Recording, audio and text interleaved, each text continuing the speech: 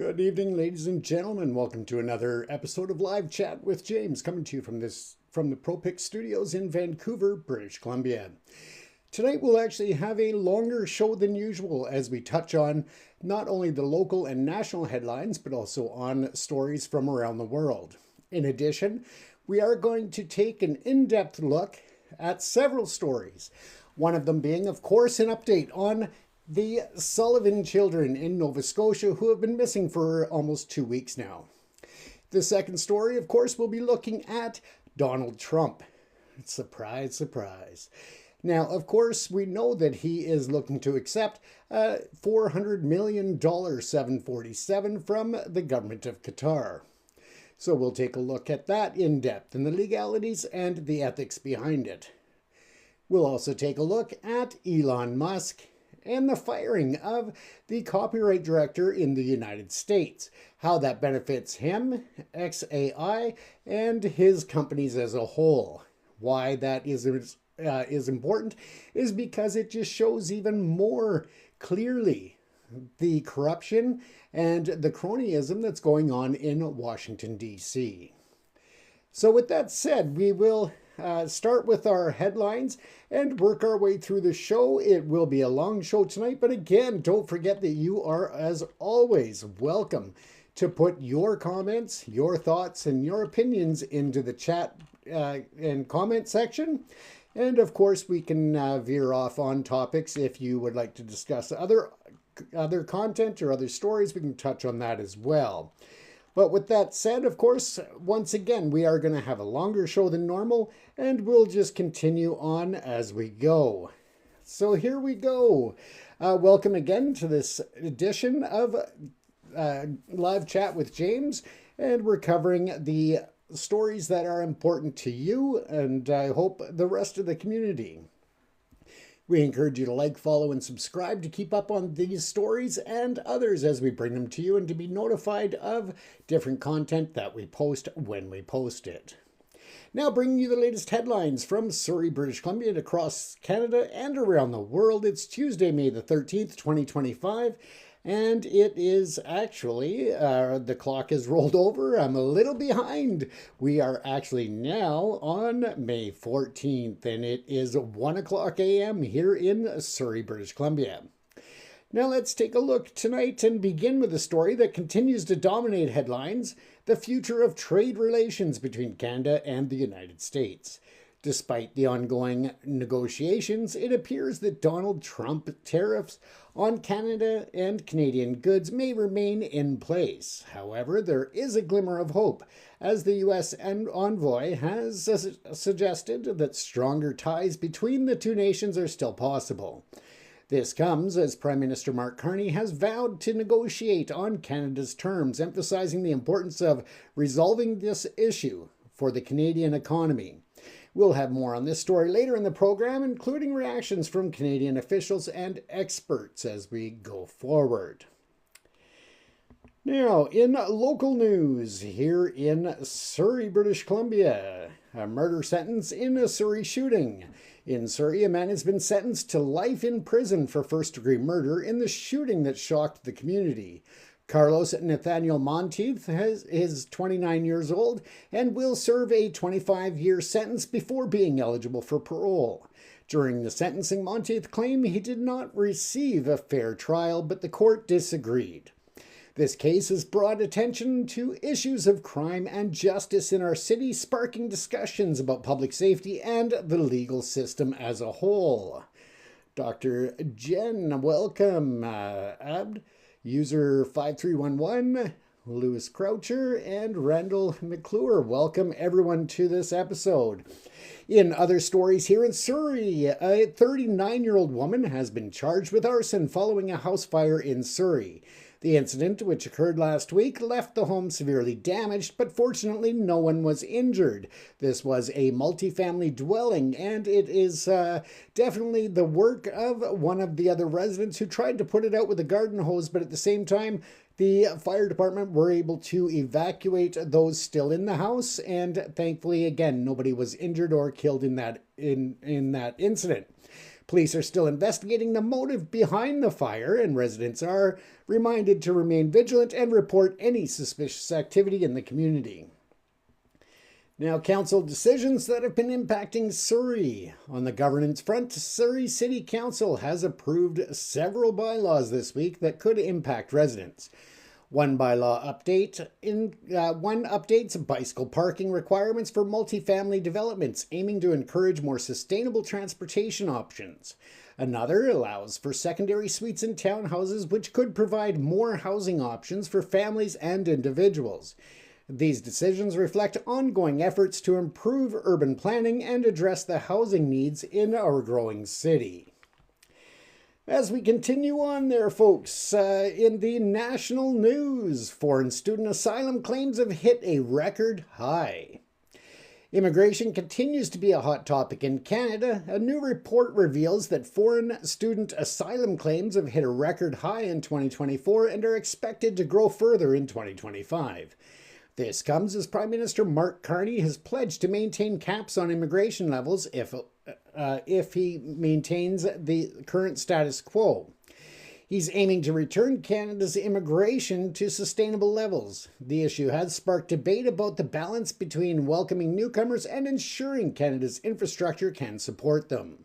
We know that a lot of the programs for students who are in their final years and looking to transition from student status to resident status has been widely impacted by current and recent changes to the immigration policy.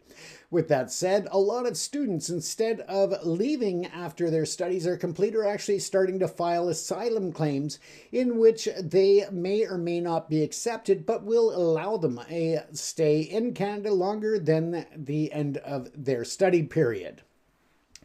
As we are speaking of immigration, Prime Minister Mark Carney has made it clear that his government will prioritize policies that address Canada's housing and infrastructure challenges. In a recent statement, he emphasized that while Canada remains open to skilled workers and those fleeing persecution, the current pace of immigration must be managed carefully to avoid straining public services.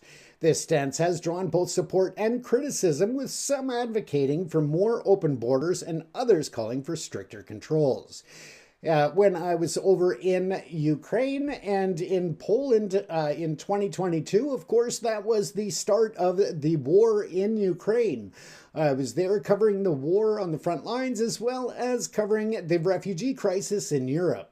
Over a very short period of time, the city of Warsaw saw their population more than double, and that put a massive strain on the resources and infrastructure within that region.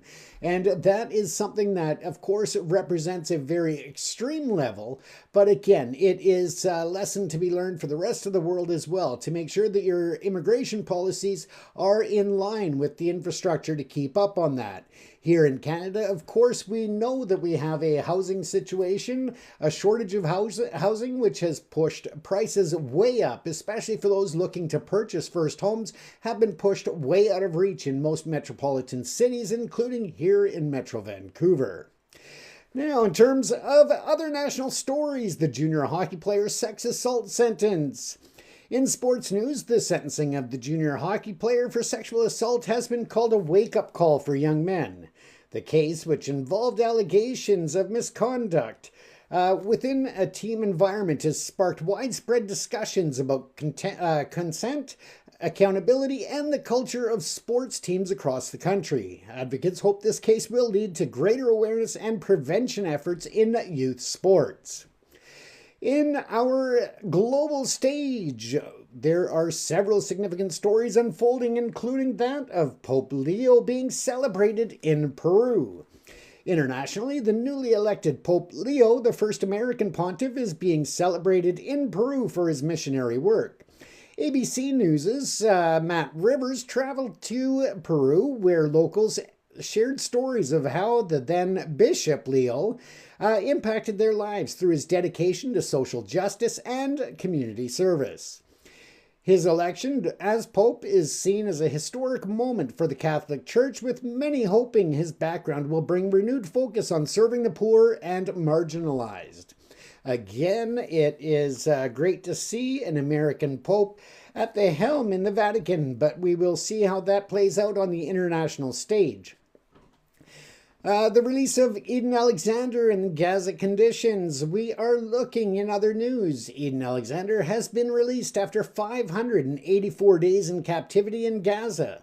The Red Cross reports that while Alexander's release is a positive development, conditions inside Gaza remain dire, with many still held captive and humanitarian aid struggling to reach those in need. This story highlights the ongoing challenges in the region and the urgent need for diplomatic solutions to address humanitarian crises. On the Global Famine Report, a sobering report from a nonprofit organization or NGO reveals that the number of people facing famine has nearly doubled, highlighting the urgent need for global action to address hunger and food insecurity. The report further points to conflicts, climate change, and economic instability as key drivers of the crisis. World leaders are being called upon to prioritize humanitarian aid and long-term solutions to prevent further suffering. As we wrap up the headline section of tonight's program, and then we'll delve into our further look at other top stories. Now, the White Rock Jazz and Blues Festival has returned. Music lovers have something to look forward to as the White Rock Jazz and Blues Festival returns to the seaside streets. Headlined by Tom Lavin and the legendary Powder Blues, the festival promises a weekend of great music and community spirit. It is a celebration of local talent and a reminder of the cultural vibrancy of the community. Also coming up this weekend is the world-famous Cloverdale Rodeo breaking free from traditional norms as they add a bunch of new attractions and events going on here in Cloverdale, British Columbia. Make sure that if you are planning to travel within the area of the Cloverdale Fairgrounds, you take precautions in terms of your timing. Leave early because the streets are going to be busy. Traffic will be packed, and of course, parking will be at a premium. So leave early if you're going to take in the festivities at the Cloverdale Rodeo this weekend, and by all means, I will be there covering it. So if you see me throughout the grounds at the Cloverdale Rodeo, don't be shy. Come up and say hello, and I'd be happy to meet you.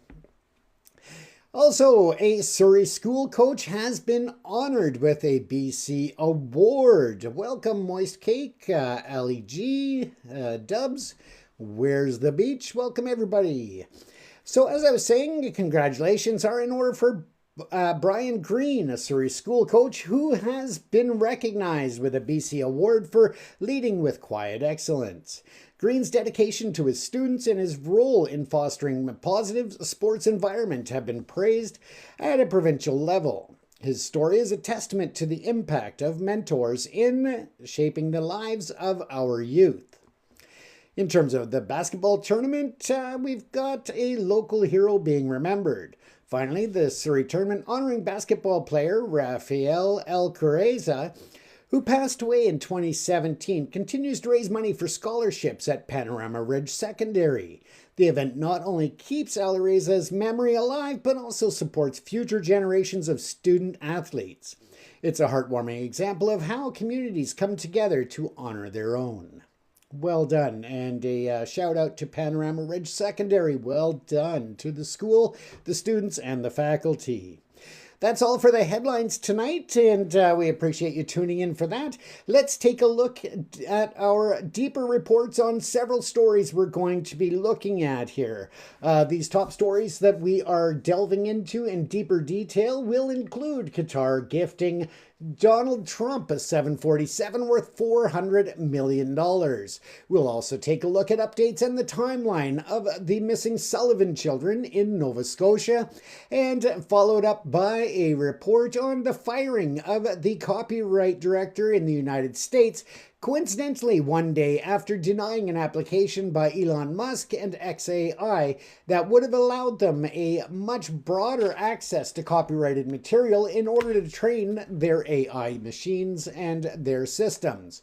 This also draws into question whether or not Elon Musk and the Doge team have been illegally accessing databases in the US government beyond what their scope of Doge is, as well as beyond the scope of what the courts have allowed and what the laws and regulations allow. And that might even impact citizens from around the world, not just Americans. So stay tuned for that. As we take a look here, we will continue as we look at, of course, Donald Trump.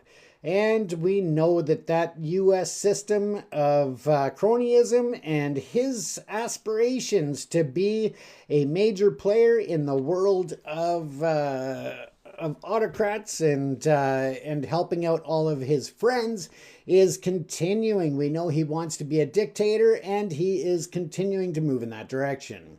Crime, corruption, and deceit are apparently new public policy in the White House.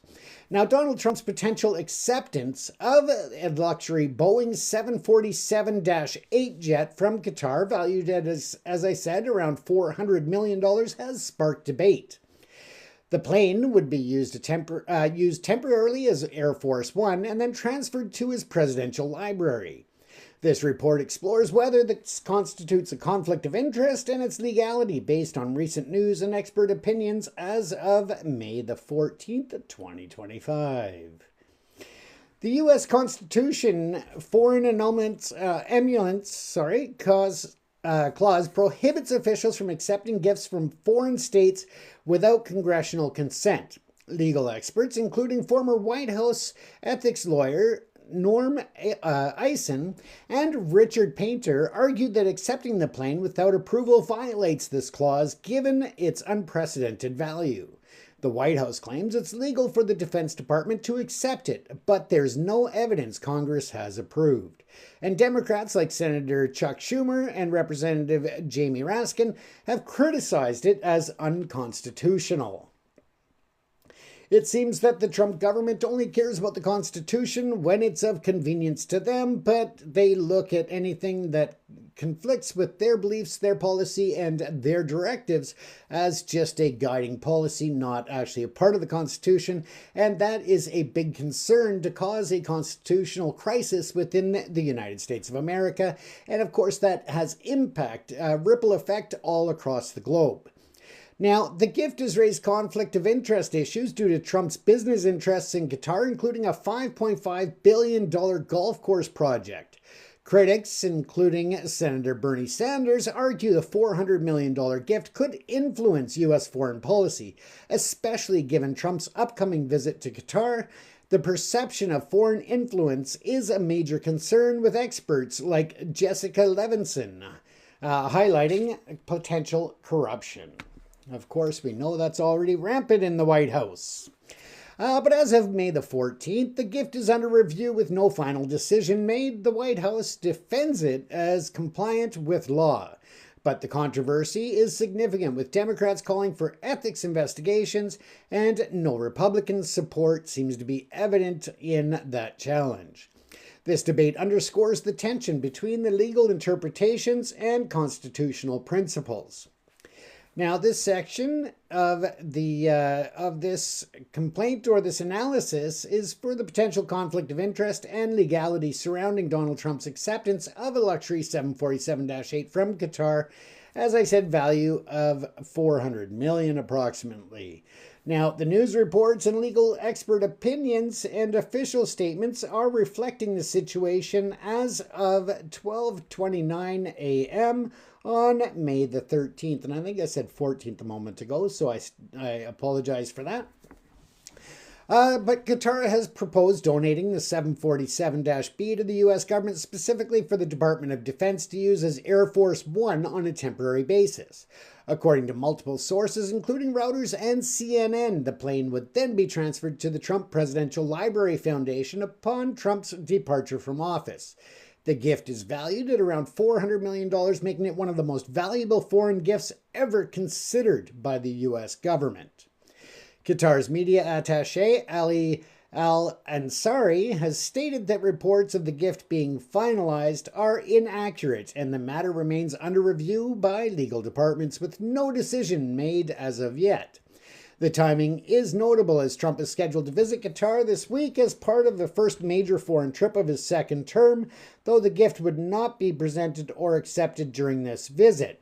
Of course, we know that Trump also works on his own timeline and his own opinions, his own needs. So we'll see if that changes and if he just goes ahead and accepts this gift regardless of the current status. Now, the legality of accepting this gift hinges on the U.S. Constitution's Foreign Emoluments Clause, Article 1, Section 9, Clause 8, which states, "And no person holding any office of profit or trust under them shall, without the consent of Congress, accept any present, emolument, office, or title of any kind whatsoever from any king, prince, or foreign state." This clause is designed to prevent foreign influence over U.S. officials, and its application to this case has drawn significant scrutiny. Of course, we know that, Trump is not beyond this, so he's already accused of taking direction from the Russian government as well as others. So again, it doesn't appear that these constitutional concerns or legal concerns will stop him from doing what he wants at the end of the day. That's just the way that Trump operates these days. Now, constitutional law experts and ethics specialists have overwhelmingly argued that accepting the plane without congressional approval would violate this clause. Norm Elson, former chief White House ethics lawyer under Obama, stated in the Washington Post that the gift would probably be the largest gift given to a U.S. president by a foreign government in modern history, emphasizing that its transparency violates the clause. Richard Pater, who served as chief White House ethics lawyer under George W. Bush, told Business Insider that this definitely violates the Foreign Act clause unless Congress gives consent. Again, Jessica Levinson, a law professor at Loyola Law School, described the gift as unprecedented in our nation's history and unconstitutional without approval. So again, we'll watch and see if Trump goes ahead and accepts it without approval upon his visit to Qatar this week. Now, the White House, however, has taken a different stance. White House Press Secretary, or as I call her, Bargain Basement Barbie, Caroline Leavitt, stated on May the 12th that any donation to this government is always done in full compliance with the law, and legal details are still being worked out. Sources including those cited by ABC News indicate that Attorney General Pam Bondi and White House counsel David Warrington have concluded it is legally permissible for the Defense Department to accept the plane and later transfer it to Trump's library. This interpretation, however, is contested as critics argue it sidesteps the constitutional requirements for congressional consent, which has not been sought or granted. Democratic lawmakers, in the meantime, have been vocal in their opposition. Senator Minority Leader Chuck Schumer, in an X post, called it bribery and premium foreign influence with extra legroom.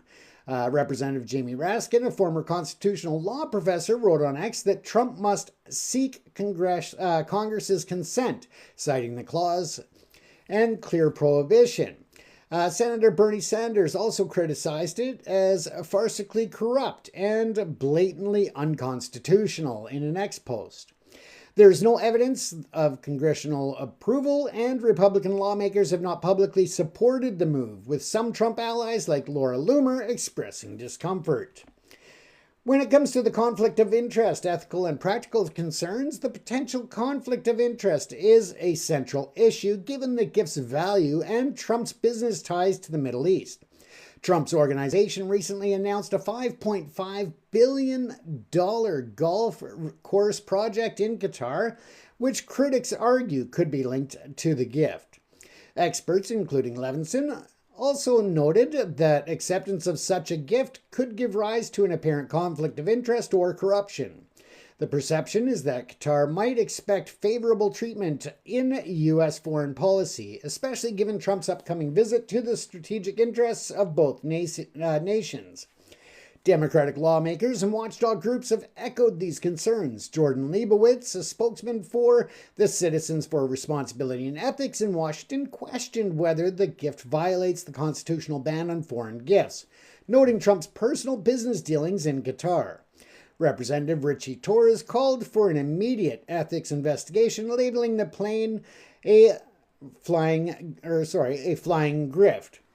The White House has defended the move, with Leavitt saying on May the 12th that they are absolutely not worried about Qatar expecting favors in return. Trump himself dismissed ethical concerns, calling critics world-class losers in a Truth Social post, arguing that it would be stupid to reject the gift. But I think stupid actually is a good word to define the entire Trump administration and presidency, but we won't go there.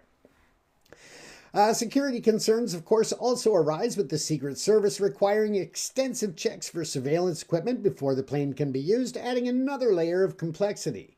The comparison to Boeing's delayed $3.9 billion contract for a new Air Force One jet, already $2.5 billion over budget, has been noted as practical justification, but it does not address the legal and ethics, and that was stated by CNN.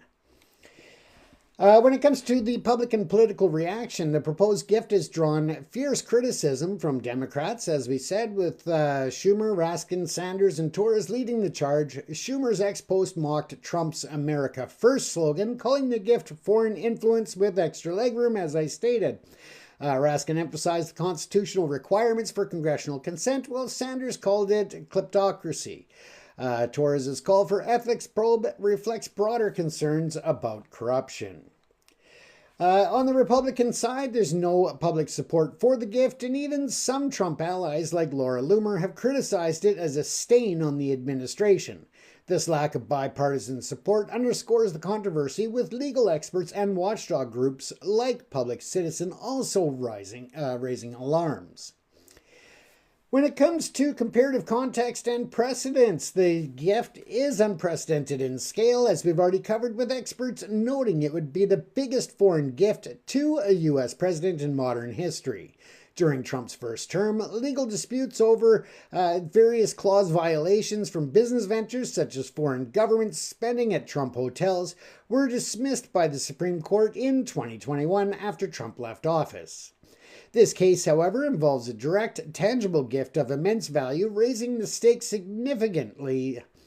Jacob T. Levy, a political theory professor, highlighted in Washington Post opinion that presidential libraries remain a blind spot in U.S. corruption law, potentially allowing such gifts to bypass any scrutiny.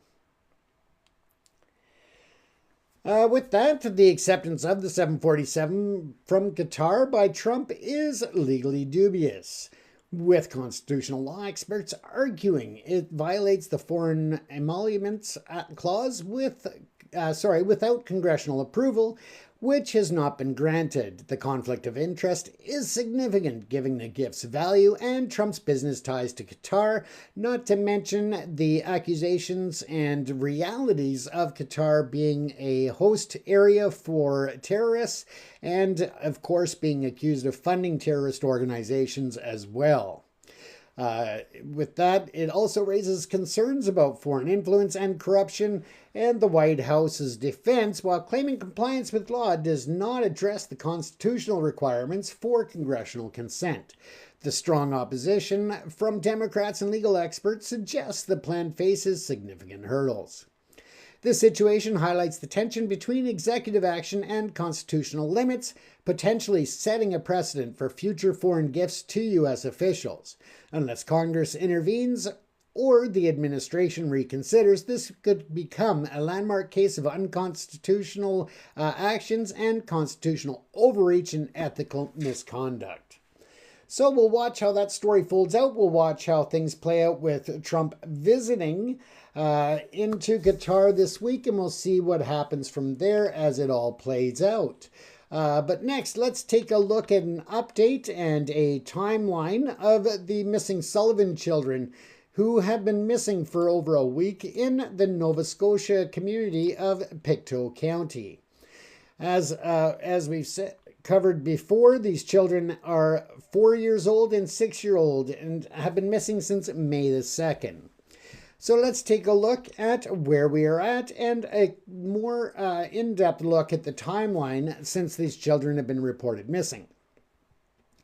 On May the 2nd, 2025, 6-year-old Lily Sullivan and her 4-year-old brother Jack Sullivan were reported missing from their home in Gairloch Road in Lansdowne Station, a rural area of Pictou County, Nova Scotia, approximately 25 kilometers southwest of New Glasgow.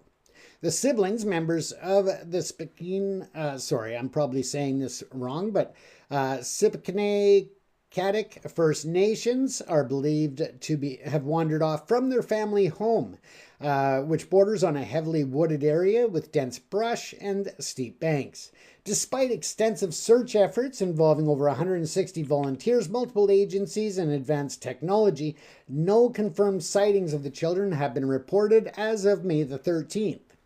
The Royal Canadian Mounted Police have scaled back active search operations but continue to investigate, treating the case as suspicious until proven otherwise. Now let's take a look at a bit of background information about this case. Lily Sullivan is 6 years old. She's described as having shoulder-length, light brown hair with bangs, possibly wearing a pink sweater, pink pants, pink boots, and carrying a white backpack with red strawberries. Described as loving girl things, but also enjoying activities with her brother Jack, she is a student at Salt Springs Elementary School. In terms of Jack Sullivan, a bit of background on him. Of course, as I stated, he is 4 years old. He has short blondish hair, wearing a pair of blue dinosaur boots, possibly a brown shirt, pants, and a pull-up diaper. He's known for his love of bugs and dinosaurs, described as playful and close with his sister, Lily. He is in pre-primary at Salt Springs Elementary School. The children live with their mother, Malaya Brooks Murray, their stepfather, Daniel Martell, and their 16-month-old sister, Meadow, in a mobile home in Lansdowne Station. To the best of my knowledge, to current reports, the 16-month-old child is still in protective custody of the Child Protective Services in Nova Scotia. It is with that there is a lot of questions as to the mother leaving the community and going to stay with her mother. And even more concerning is that she temporarily turned on her Facebook account once again. Now, instead of using that opportunity to expand the number of photos online and to raise awareness and any other information about her missing children, she instead used that opportunity to add more friends to her account, accept friend requests, and change her relationship status to single. She did not share any photos of her children, she did not make any statements, and she did not in any way address her missing children.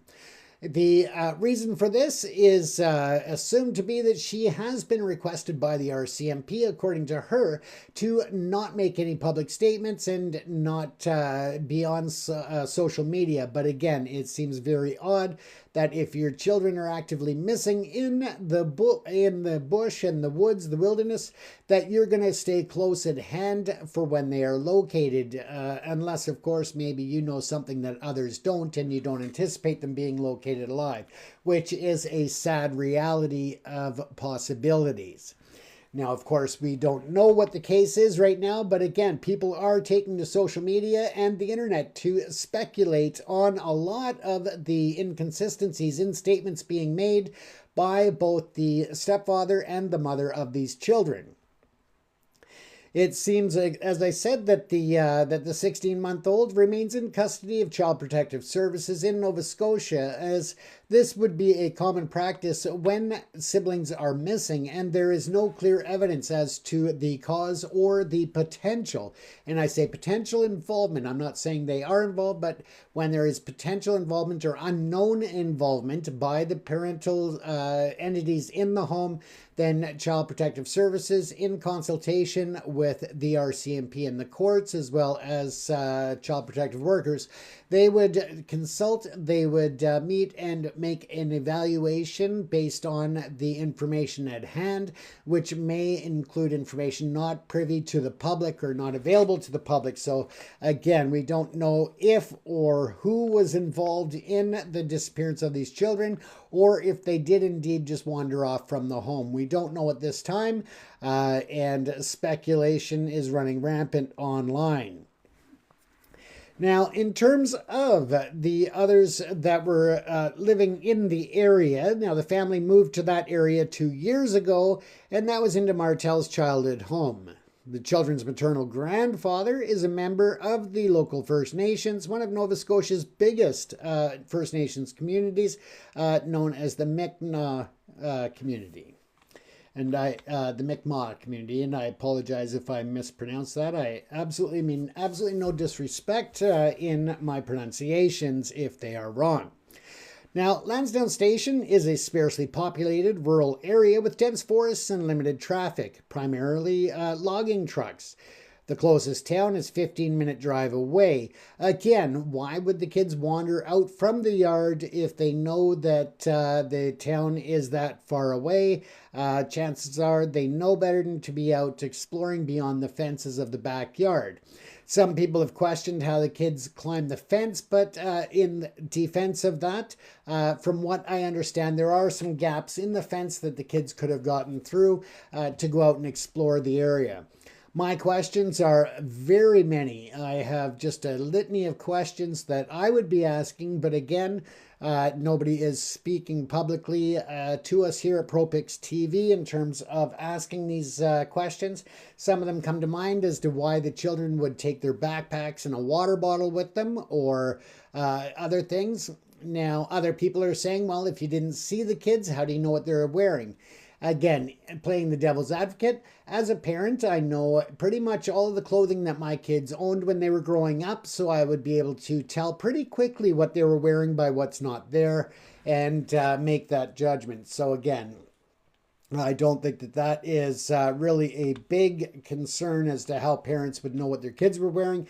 I think most parents know what's in their kids' wardrobe, and through a quick scan would know what's missing and what the likelihood is of what they're wearing. So again, I don't see that as a big concern, but it is a major concern that there's still absolutely no sign of these children.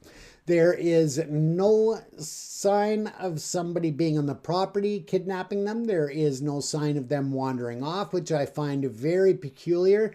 I think that there is a lot more behind the scenes that the RCMP may or may not know about that's not being released to public. And that is the normal course for criminal investigations within Canada. In Canada, they tend to keep the cards very close to their chest. They want to ensure the integrity of investigations.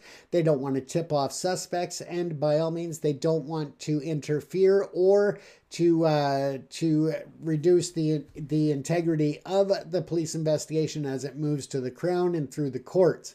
So again, we'll have to watch how this plays out. But I do personally, on a personal note, I think that there is a lot more nefarious activity involved in this case than what's being let on. Now, the disappearance has obviously very much impacted the entire Pictou County. And that community of 43,000 residents has been very close to their TVs, to their radios, and of course to each other, trying to figure out what could possibly have happened to these children. Now, the impact is even further felt as many residents in Nova Scotia are very much involved in keeping an eye out for any suspicious activity, any children that may look like those who are missing, and the entire nation of Canada is on edge, as this is a very peculiar and out of character case where these two children are missing and have absolutely no indication as to where they went or any signs of abduction or them even wandering off. I would think that if they did truly wander off on their own, there would have been signs, there would have been indicators of this. And at this point, of course, searchers have not found anything to back up the claim that they wandered off or any indication that they were kidnapped. So again, it is a very, very bizarre case out of Nova Scotia, and it is a horrible situation. Now, let's take a look back at the timeline here. Let's look a bit closer at what's been going on since the children were reported missing on Friday, May the 2nd, 2025. Now, at approximately 10 a.m., Lily and Jack were reported missing after their mother and stepfather awoke to a silent home. They believe the children exited through the sliding back door, which is nearly silent when opened, while the parents were in their bedroom with the younger child. Some people have asked about how they know that they went out the sliding door instead of the other door that you can see in photos of the trailer. But in that defense, I don't know that that door is actually a working door, that second one that people are seeing. If you look at the steps and the little landing outside that door, it does not look as though that door is actually used. So again, just something to keep in mind when you're looking at that. It doesn't appear that that door is actually usable. So I don't think the children went out that way. I think the children did go out the sliding door, if indeed they wandered out on their own. And that's a big if. Now, also on May the 2nd, the RCMP initiated a multi-agency search, including ground search and rescue teams, the Civil Air Search and Rescue Association, the Department of Natural Resources Air Services, the RCMP Dog Squad, and of course drone operators. They were all dispatched on that May 2nd, the first day of them being reported missing. A vulnerable missing persons alert was issued for the surrounding counties, including that of Pictou. Initial police statements indicate no evidence of abduction, and the children were believed to have wandered into the woods area near their home. On May the 13th, further updates, searchers identified a potential footprint leading to an expanded grid search in that area. The RCMP's Major Crime Unit became involved in the investigation as the protocol for missing persons cases treated as suspicious until proven otherwise. I do not believe at this point that it will be proven otherwise. I think it is suspicious. I think that this is a very big case that's going to have a lot of information that'll come out eventually. At least I do hope that at the end of the day, these children are found safe, that they are found alive. But of course, given the timeline now, it is looking less likely that they will be located successfully. Now, moving on to Sunday and Monday, May the 4th and the 5th, approximately 150 to 160 searchers, including volunteers and professionals, continued searching despite challenging weather, including rain and fog. Helicopters, drones with infrared technology, and police dogs were deployed. The Nova Scotia Guard, a provincially organized volunteer group, was deployed for the first time. Daniel Martel, the stepfather, publicly called for expanded search efforts, including monitoring the New Brunswick border and airports, expressing his belief the children may have been abducted. On May the 6th, the search entered its fifth day with helicopters and up to 150 searchers continuing to comb the area. Martel reiterated concerns about abduction, while RCMP maintained that there was no evidence to support this theory, declining to issue an Amber Alert. The children's grandmother, Cindy Murray, spoke briefly, expressing hope for their safe return. The local First Nations issued a statement urging the community to avoid speculation and support the investigation. And as I said, there's been a lot of speculation online in this case. And even right here, from my personal opinion, not fact, but my personal opinion, my personal feelings, I think there's a lot more involvement by the parents, or that they at the very least, know a lot more than what they're letting on. Now, on Wednesday, May the 7th, the RCMP announced they were scaling back the active search, citing the low likelihood of children's survival due to their age, the time elapsed, and the harsh weather conditions. People have raised comments online about the weather looking sunny and warm, but let's not forget that this is a Canadian community on the east coast by the Atlantic Ocean. The ocean breeze, the weather can look beautiful outside while still being very, very cold. Now, Staff Sergeant Chris McKinnon emphasized that the investigation would continue, with searchers focusing on specific areas based on new information. With that, they followed up, stating that the likelihood that they are alive right now is very low, but the RCMP remained committed to finding the children. Volunteers were released from the search and responsibilities were handed over to the RCMP. On May the 8th, it continues with the RCMP Command Center in Lansdowne Station being dismantled and a ground search crews leaving the area. A helicopter was observed flying over the property.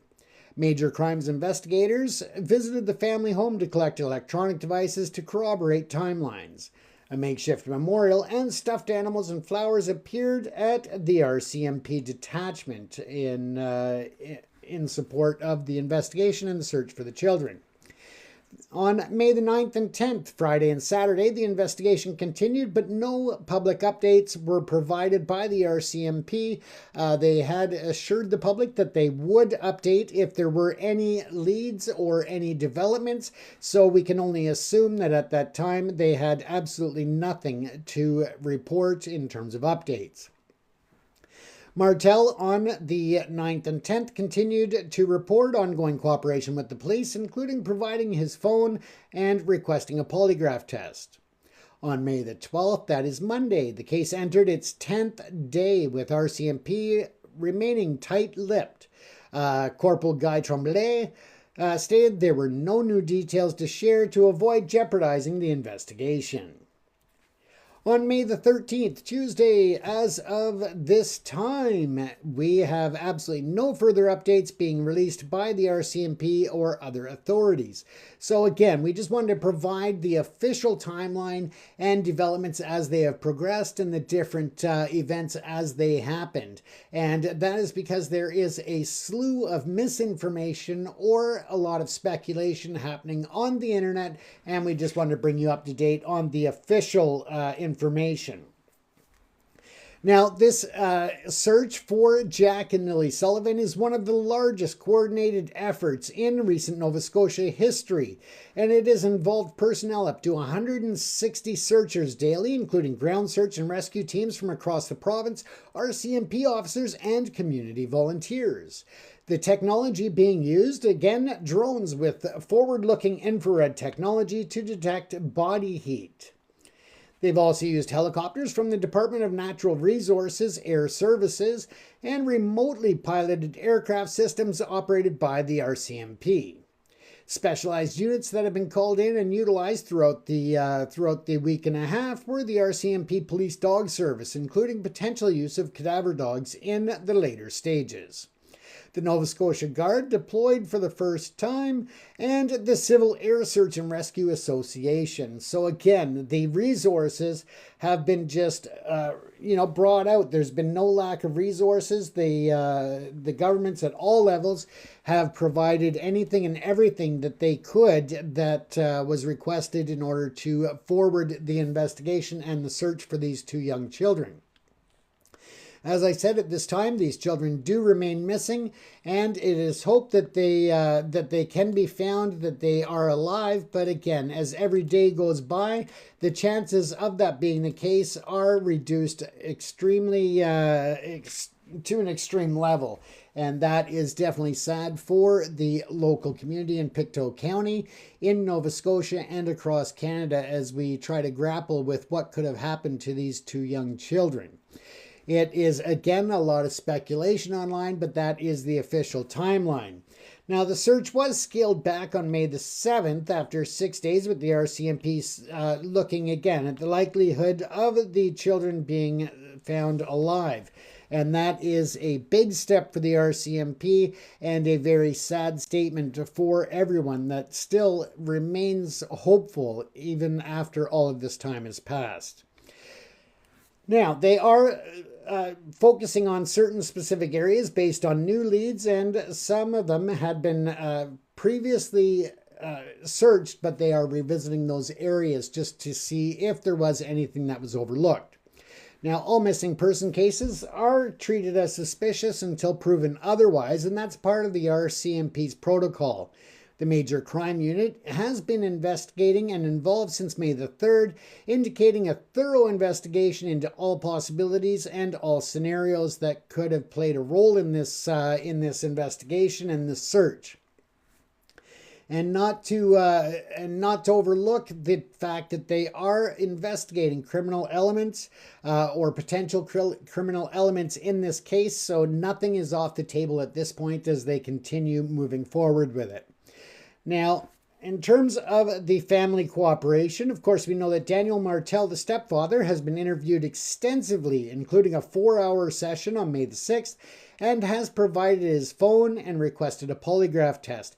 He has requested not only for himself, but polygraph test for all family members and others that may be able to shed some light on things.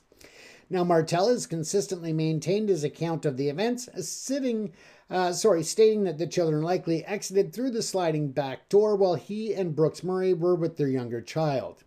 Maya Brooks Murray left Pictou County on May the 3rd to be with family elsewhere in Nova Scotia and has been advised by police not to speak publicly. Family members, including the children's grandmother, Cindy Murray, have been interviewed to gather information, and that's interviewed by investigators. Community and public involvement has included the RCMP, and they urge the public to avoid the search area to ensure safety and efficiency of the trained searchers. Tips can be submitted if you have any information on the whereabouts or any information about these missing children. I urge you to reach out to the Pictou County RCMP, and they can be reached at 902-485-4333. Or you can submit tips anonymously through Nova Scotia Crime Stoppers at 1-800-222-TIPS. That's 222-8477. You can also go to crimestoppers.ns.ca and use the tip line there, or the tip submission options on the Crime Stoppers website. And finally, you can also use the P3 Tips app on your phone. Please, if you do know anything, reach out to the investigators, to the RCMP, and help to get these children back home, or at least to safety anyway, wherever that may end up being. Let's find these children and get them to safety immediately. Once again, just a reminder that the local First Nations and others are calling for people to use restraint in sharing unverified information to avoid complicating the investigation. Now, the Amber Alert discussion that had been had earlier was, of course, Martel and Brooks Murray having called for an Amber Alert, but the RCMP had stated there's no evidence of abduction to justify its issuance. Canada has been extremely successful in the recovery of those abducted that have been subject to Amber Alerts. They have a certain criteria that is, when it is met, they issue Amber Alerts. But until that criteria is met, they try not to use it because, again, it is a system that is very effective. They have a protocol that works and seems to be delivering big results by the way that they manage it and utilize it. Now, the emotional toll, of course, Robert Parker, the warden of the municipality of Pictou County, described the community mood as tense, with residents hoping and praying for the children to return safely. School children on the local bus where Lily and Jack's seats remain empty frequently ask about updates, reflecting on the community's concern and also the impact on Jack and Lily's friends and schoolmates. It's impacting all members of the community, not just the adults and the those involved in the search and rescue or investigation. Residents have donated food, coffee, and yards for helicopter landings to support the search teams. The Northeastern Nova Scotia Salvation Army and other groups have rallied to provide resources, and a memorial with teddy bears and flowers has grown outside the local RCMP detachment, which is really sad as well, but also allows the community to come together to grieve the loss of these children. Once again, we hope that they are found safe, but until then, the local chief, Michelle Glasgow, has stated that our thoughts are with Lily and Jack every moment until they are found. The community has emphasized unity and urged against speculation that could hinder the investigation. When it comes to expert insights, there have been various experts spoken to, such as Robert Coaster, a search mission coordinator and author of Lost Person Behavior, a search and rescue guide, provided insights into the challenges of searching for missing children in rural areas. He went on to state that searches in wilderness areas are very difficult and time-consuming due to dense terrain and multiple possible scenarios. examples include getting lost, injured, or encountering water features, wildlife, and so forth. For children aged 4 to 6, statistical data on typical travel distances can guide search efforts, but the Pictou County terrain complexity adds a significant level of challenge.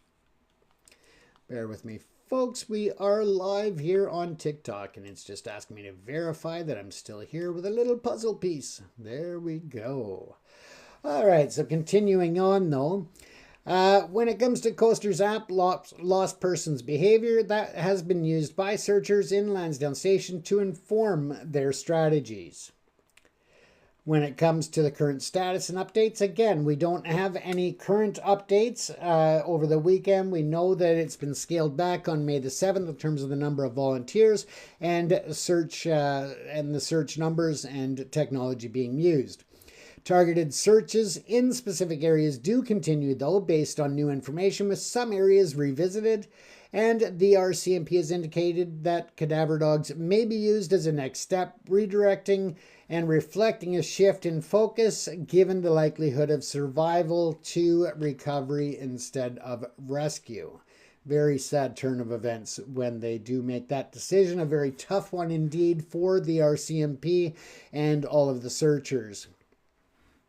When it comes to the investigation, of course, the RCMP remains tight-lipped with no public updates since May the 8th, and that is to protect the investigation's integrity. Corporal Guy Tremblay stated on May the 12th that investigators are working diligently, but no new details can be shared at this time. The Major Crime Unit does continue to explore all avenues, including rechecking timelines and gathering evidence from the family home. In terms of the family, Daniel Martel remains at the family home, cooperating with police and advocating for continued efforts. Mila Brooks Murray is with family elsewhere in Nova Scotia and has been very limited in her communication publicly. Now, this apparently was in coinciding with the request by the RCMP that she not speak publicly. So again, not to look further into that, just that she has been asked by RCMP not to speak publicly about the matter. Cindy Murray and other family members continue to express hope for the children's return. Now, as I said, posts on X reflect ongoing concern and frustration, with some users criticizing the RCMP's decision to scale back the search or their communication style. Example, land acknowledgements during press conferences. The community and First Nation leaders continue to call for information and support for the investigation. Now, strengths of the response have been the rapid mobilization of over 160 searchers, multiple agencies, and advanced technology, and that demonstrated a robust initial response in searching for these missing children. Sorry, oops, I just gotta click that. Sorry about that. With the live, we gotta make sure the system knows we're still alive and reporting here. So yeah, as I said, the community support has been significant, providing resources and maintaining hope.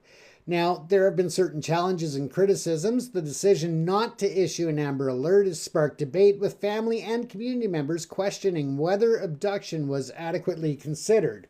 Again, I think that with the history of the success of the Amber Alert system, I'm sure that there were many considerations that played into the decision for the RCMP and others not to do that at the time. Martel's calls for expanded searches, example borders and airports, suggest a perceived lack of resources or scope in the initial efforts. However, it should be noted that the RCMP did reach out to the media and did get the pictures of the children out there in the public, and they also have a system that notifies all outbound transportation networks, whether that's airports or otherwise, of missing children. And so although it may not have been a heavy police presence at the airports and other points of exit from the province, rest assured they were definitely making all steps to look at that potential. Excuse me, folks. Now, when we look at the at the RCMP's limited public updates since May the 8th, that has fueled speculation and frustration as seen on social media posts. And of course, there was also the challenge of the harsh terrain and weather conditions likely reducing the effectiveness of search efforts, as noted by experts like Coaster. There's still a lot of unanswered questions that need to be addressed. But in conclusion, the disappearance of Lily and Jack Sullivan remains an unresolved and heartbreaking case that has gripped the Pictou County and Nova Scotia regions. Despite exhaustive search efforts and ongoing investigation, the children's whereabouts are unknown. We'll bring you more tomorrow night on this story, and we have run out of time, so we'll bring you the Elon Musk story as well tomorrow night. Thanks for tuning in, and I hope that you have a great day. Stay safe, everyone.